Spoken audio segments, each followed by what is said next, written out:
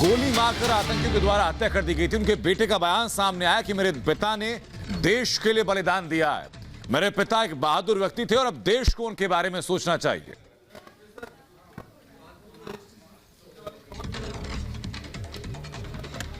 और ये पहली मर्तबा नहीं है जब कश्मीरी पंडितों को आतंकियों के द्वारा निशाने पर लिया गया। उससे पहले जून में ऐसी घटना सामने आ चुकी है, इससे पहले जनवरी में ऐसी घटना सामने आ चुकी है, मार्च में ऐसी घटनाएं सामने आ चुकी है और 90 के दशक की वो तमाम तस्वीरें सामने हमेशा से रही हैं।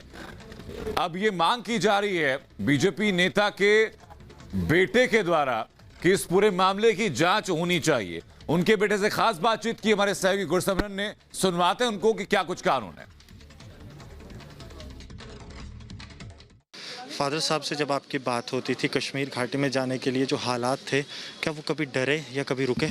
कभी नहीं। पापा बहादुर थे, नेशनलिस्ट थे, उन्होंने कुर्बानी दी है देश के लिए। अब मैं देश से शायद क्या बोलते हैं, मैं समझ सकता हूँ, आप शब्द नहीं है आपके पास, लेकिन मुझे ये बताइए जब पापा से आपकी लास्ट बार बात हुई, पापा ने क्या बोला था? पापा ने कहा पढ़ना, ख्याल रखना अपना घर पे भी, और अब तू ये घर पे ख्याल रखना। मेरे चाचू जो है हैंडी। पापा को ऐसे लग रहा है कि पहले ही वो थ्रेट जो है वो समझ आ गए थे, जैसे आपने पापा से बात कर रहा तब मुझे लग रहा, तब मुझे नॉर्मल लग रहा था, पर अब जब मैं सोच रहा हूँ अब लग रहा है कि नहीं, उनको पता था कि ऐसा कुछ होने वाला है। तो आपको लगता है कि लगातार कोशिश ये की जा रही है कि कहीं ना कहीं निशाना बनाया जाए कश्मीरी पंडित कम्युनिटी को, क्योंकि आप लोग वो हैं जो डरे नहीं और आपने कहा कि हम वापस आएंगे। आपके फादर साहब तो रुके भी नहीं जम्मू में, मतलब 10 दिन हुए थे, 10-12 दिन आपके दादाजी की डेथ को, तो वो वापस चले गए। हाँ, 2 हफ्ते के बाद पापा दोबारा कश्मीर में चले गए थे काम करने के लिए, वही उन्हीं का सहारा था हम पे, अब वो चला गया है। जैसे आपके पापा कश्मीरी पंडित की सेवा, कश्मीरी लोगों की सेवा करने वहाँ गए और कश्मीरी लोग भी उन्हें पसंद करते थे, तभी वो जीते हैं, तो आप भी जाएंगे उन कश्मीरियों के लिए, उनकी सेवा करने के लिए जैसे आपके पिताजी गए थे? अगर मौका मिला, पर अगर सेफ्टी मान लो मैं जाऊंगा। सेफ्टी आपको ये है कि सभी कश्मीरी पंडित समुदाय की वहाँ सुरक्षित की जाए, ये आप चाहते हैं? हाँ, और इंक्वायरी की जाए मेरे पापा की डेथ के बारे में। ठीक, आपको लगता है कि कहीं ना कहीं जब आपके पापा गए, ऐसा लग रहा है कि सब कुछ जो है आतंकियों को पता था, मतलब कैसे वो जा रहे हैं, कहाँ वो पहुँचे? उतनी नॉलेज नहीं सिचुएशन क्या थी, पर पॉसिबिलिटी है कि साजिश की हुई हो। मैं इसलिए कह रहा हूँ कि इंक्वायरी की जाए ताकि पता चले, और जिन्होंने कत्ल किया मेरे पापा का उनको सख्त से सख्त। सरकार से मांग क्या करेंगे, मुझे ये बताइए? यही कि इंक्वायरी की जाए और बस इंक्वायरी की जाए। तो जो है बात ये जो है वो नहीं कर पा रहे, लेकिन इनका ये कहना है कि परिवार जो है उनको संभालने के लिए कोई इनके साथ होना चाहिए और सरकार जो है वो इंक्वायरी करे। तो घाटी में अमन पसंद लोग हमेशा से आतंकियों के निशाने पर रहे हैं और अपनी इसी योजना के तहत आतंकियों ने बीजेपी के इन काउंसलर को निशाना बनाया, उन्हें गोली मारी और अस्पताल में उनकी मौत हो गई। घाटी में निशाने पर कश्मीरी पंडित, कश्मीर में दहशत फैलाने का मंसूबा, त्राल में बीजेपी नेता की गोली मारकर हत्या। जम्मू कश्मीर में पाकिस्तान समर्थित आतंकी लोकतंत्र की हत्या करने में जुटे हैं। यही वजह है कि लोकतांत्रिक मूल्यों पर चलने वालों को निशाना बनाया जा रहा है। बीजेपी काउंसलर राकेश पंडिता की हत्या ने एक बार फिर साबित कर दिया है कि आतंकी घाटी में अमन चैन को बर्दाश्त नहीं कर पा रहे हैं। ये गोलियों के निशान है, यहाँ से डायरेक्ट इनको टारगेट किया गया और यहाँ पे इनको गोली लगी। इनका कहना है यहाँ से फिर ये ऐसे इंजर्ड थे, उनकी सांसें चल रही थी और ये बिल्कुल इस लोकेशन तक आ गए थे। यहाँ पे जो ब्लड अभी भी आप देख सकते हैं, यहाँ पे ब्लड अभी भी गिरा हुआ है। पुलवामा के त्राल में बीजेपी काउंसलर राकेश पंडिता की हत्या कर दी गई। राकेश पंडिता अपने दोस्त से मिलने उसके घर गए थे।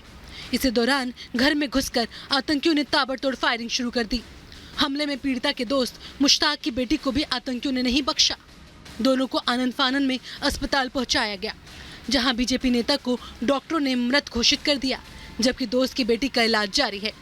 इनको गोली लगी, कुछ टाइम तक इनकी सांसें वगैरह चल रही थी और यहाँ पे इनकी बेटी है, उसको भी बैक साइड से पीछे गोली लगी है। ये मिलिटेंट 2 का अटैक किया गया था। मिलिटेंट 2 करीब उस समय करीबन 9:30 का समय था जब ये अटैक यहाँ पे किया गया। यहाँ पे भी आप ब्लड देख सकते हैं कि किस तरह पे यहाँ पे भी ब्लड के क्लॉट्स देखने को मिल रही है। सरेआम हत्या की इस वारदात से कश्मीर घाटी में सनसनी फैल गई है। उपराज्यपाल मनोज सिन्हा ने घटना पर दुख जताया है। बीजेपी नेताओं ने भी इस हमले को कायराना हरकत करार दिया है। बता दें कि राकेश पंडिता पुलवामा इलाके में बीजेपी का एक बड़ा चेहरा थे, जो कश्मीर में बीजेपी को बढ़ाने के लिए काम में लगे हुए थे। पाकिस्तान के इन कायर दरिंदे आतंकवादियों ने कश्मीर में खूनी खेल खेला है, कश्मीर को लहूलुहान किया है। और कश्मीरी पंडित जो हमेशा से ही मानवता के पक्षधर रहे हैं, इंसानियत को जिन्होंने मजबूत किया है, ऐसे एक जांबाज कश्मीरी पंडित पर हमला, इंसानियत का कत्ल किया है पाकिस्तानियों ने, और पाकिस्तानियों को इसकी भारी कीमत चुकानी पड़ेगी। आपको बता दें कि राकेश पंडिता पुलवामा के त्राल में काउंसलर थे और लोगों के प्रति जुड़ाव के चलते आतंकियों की नजर में लगातार खटक रहे थे।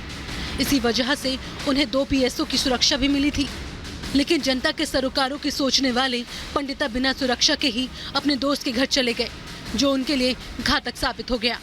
उसको पैशन था अपने वहाँ पर काम करने का और अपनी कॉन्स्टिट्यूंसी में काम करने था, तो इसलिए वो वहाँ पर जाता था। वो इलेक्ट हो गया वहाँ पर एज ए काउंसलर, फिर प्रेसिडेंट बन गया। तो लगातार कहीं ना कहीं चुने हुए प्रतिनिधि जो हैं वो खतरे में हैं। उनके जो पार्थिव शरीर है वो यहाँ पर आया है। परिवार के सदस्य अगर आप यहाँ देखेंगे तो कहीं ना कहीं रोष में हैं। परिवार के सदस्यों के लिए दुख भरी क्षण ज़रूर है। हमले की जानकारी मिलते ही पुलिस की टीम सेना के साथ मौके पर आई। पूरे इलाके को घेर लिया गया। सर्च ऑपरेशन के जरिए आतंकियों की तलाश की जा रही है। हत्या की जिम्मेदारी लश्कर-ए-तैयब के एक विंग ने ली है, जो कश्मीरी लोगों के बीच पिछले काफी समय से खौफ भरने में जुटा हुआ है। Bureau report, Republic Bharat.